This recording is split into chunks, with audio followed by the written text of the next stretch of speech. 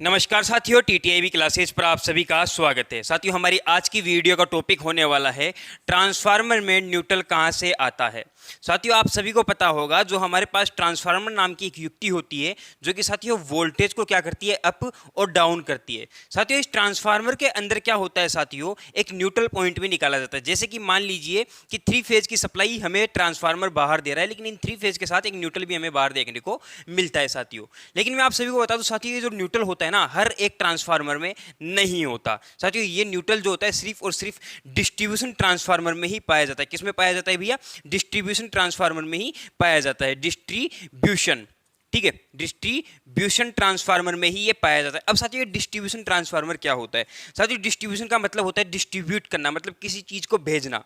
और ट्रांसफार्मर क्या भेजता है साथियों? वोल्टेज भेजता है। किसको भेजता है? वोल्टेज को भेजता है। जैसे कि मान लीजिए एक कॉलोनी है, ठीक है, ये कॉलोनी है साथियों। इस कॉलोनी के अंदर ये 3 गलियां है, ये 3 गलियां है भैया, ठीक है। और साथियों, हर गली है, इसके गली के एक नुक्कड़ पे क्या होता है साथियों, एक एक ट्रांसफार्मर पड़ा होता है, ठीक है। अब यहां से साथियों क्या किया जाता है कि यहां से 3 फेज की सप्लाई आती है और इस गली के अंदर ये ट्रांसफार्मर 3 फेज की सप्लाई भेज देता है। और यहां से भी इसी प्रकार की 3 फेज की सप्लाई तीनों गलियों के अंदर ये अलग अलग ट्रांसफार्मर भेजते हैं। तो साथियों, ये ट्रांसफार्मर कर क्या रहे हैं? ये गलियों पर, ये नुक्कड़ पर ये कर क्या रहे हैं साथियों? ये जो ट्रांसफार्मर होते हैं ये वोल्टेज का डिस्ट्रीब्यूट कर रहे हैं, मतलब वोल्टेज को एक जगह से दूसरी जगह पर भेज रहे हैं, वोल्टेज को घरों तक ये पहुंचाते हैं, ठीक है। तो साथियों, इसी के हम कहते हैं डिस्ट्रीब्यूट करना।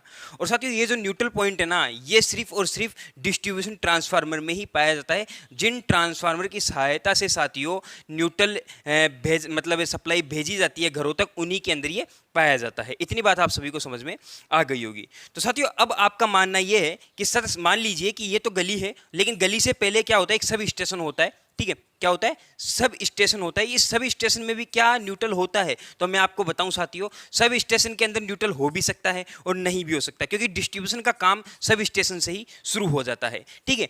अब साथियों, यहां पर क्या किया जाता है कि अगर यहां पर न्यूट्रल नहीं है, सब स्टेशन में न्यूट्रल नहीं है, तो क्या यहां पर न्यूट्रल होगा? तो साथियों, ये बिल्कुल न्यूट्रल यहां पर होगा और हमें मिलेगा। लेकिन साथियों, ये होता कैसे है? साथियों, ट्रांसफार्मर में क्या होता है, 2 प्रकार की वाइंडिंग की जाती है। ट्रांसफार्मर मान लीजिए, ठीक है, ट्रांसफार्मर मान लीजिए साथियों, मोटर आप मान सकते हैं या फिर आप अल्टरनेटर मान सकते हैं साथियों। ये अल्टरनेटर, ठीक है, इस प्रकार के कोई भी मशीन, ठीक है, 3 फेज की मोटर होनी चाहिए और 3 फेज का अल्टरनेटर होना चाहिए। अगर साथियों ये 3 फेज के हैं तो यहां पर 2 प्रकार से हम कनेक्शन कर सकते हैं। पहला आता है साथियों स्टार और दूसरा आता है साथियों डेल्टा, ठीक है। कौन सा आता है भैया? डेल्टा आता है। ये 2 प्रकार के कनेक्शन साथियों हम ट्रांसफार्मर में, मोटर में और अल्टरनेटर के अंदर कर सकते हैं।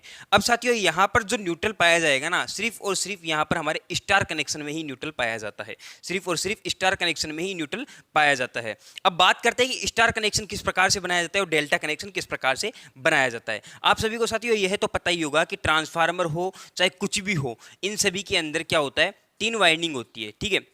3 वाइंडिंग होती है। ये 3 वाइंडिंग साथियों प्राइमरी की भी है और इसी प्रकार से 3 वाइंडिंग सेकेंडरी की भी हो सकती है, ठीक है। ये 3 वाइंडिंग साथियों हमने बना ली। इसको आप प्राइमरी मान लीजिए, इसको आप सेकेंडरी मान लीजिए।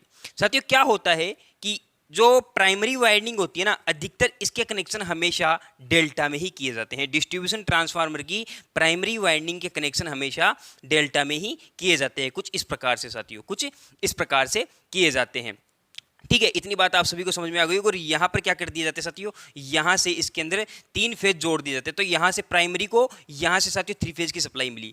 लेकिन इसके अंदर ऐसा नहीं होता। जो सेकेंडरी वाइंडिंग होती है, सेकेंडरी वाइंडिंग के अंदर तीनों को शॉर्ट किया जाता है, बराबर के टर्मिनलों को, ठीक है। ये क्या हो गया साथियों, ये हो गया हमारे पास जो R1 है, ये R2 है, ठीक है, सॉरी R1 Y1 और ये B1, ठीक है। इस प्रकार के क्या होते हैं साथियों, ये इन हमने वाइंडिंग को नाम दिया RYB, हमने इनको नाम दे दिया। और इनका जो 1-1 टर्मिनल है सभी को शॉर्ट कर दीजिए। और साथियों, जहां से हमने 1-1 टर्मिनल्स को शॉर्ट किया साथियों, वहीं से हमारे पास न्यूट्रल निकल जाता है। तो न्यूट्रल कहां से निकला साथियों? न्यूट्रल निकला सेकेंडरी वाइंडिंग की, ठीक है। स्टार कनेक्शन किए गए हैं, स्टार कनेक्शन की जो हमारे ट्रांसफार्मर की सेकेंडरी वाइंडिंग है, सेकेंडरी वाइंडिंग से हमने न्यूट्रल निकाला। और साथियों, यहाँ से हमें बाहर क्या मिल जाता है, RYB, और न्यूट्रल हमें यहाँ से मिल गया साथियों, यहाँ से न्यूट्रल मिल गया। तो अगर बेसिक सी आपको बात करूँ तो यहाँ पर साथियों ये होता है हमारा स्टार कनेक्शन, ठीक है, ये होता है हमारा स्टार कनेक्शन।